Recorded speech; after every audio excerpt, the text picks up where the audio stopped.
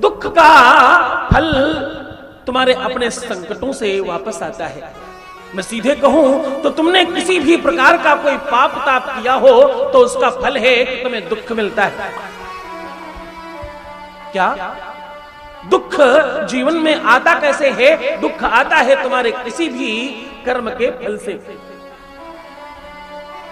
अगर तुमने कोई अशुभ कार्य किया तो उसका फल है कि तुम्हें दुख मिलेगा।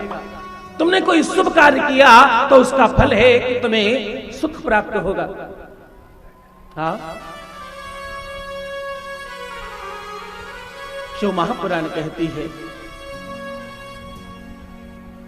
जीवन में अगर तुमसे जाने अनजाने भी किसी भी प्रकार का कोई पाप हो रहा है, ऐसा तो कोई ही, एक तरफ मैं तुम्हें कह रहा हूं ऐसा कौन है जिसके जीवन में दुख नहीं, और दूसरी तरफ मैं तुम्हें कह रहा हूं ऐसा कौन है जिसके जीवन में किसी भी प्रकार का पाप नहीं हो रहा। गौर से सुनना।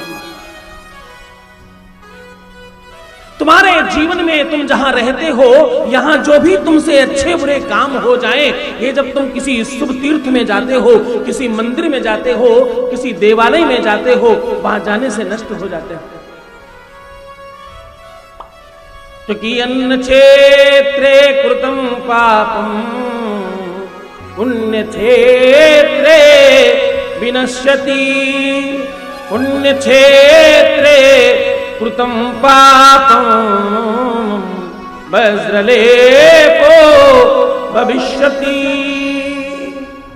पुण्य क्षेत्र में किया हुआ पाप, जो भी तुम्हारे अन्न क्षेत्र का, जहां तुम रहते हो, जहां रोजमर्रा के काम करते हो, वहां अगर तुमसे कोई पाप हो जाए तो वो मंदिर में, देवालय में, तीर्थ में जाने से नष्ट हो जाता है।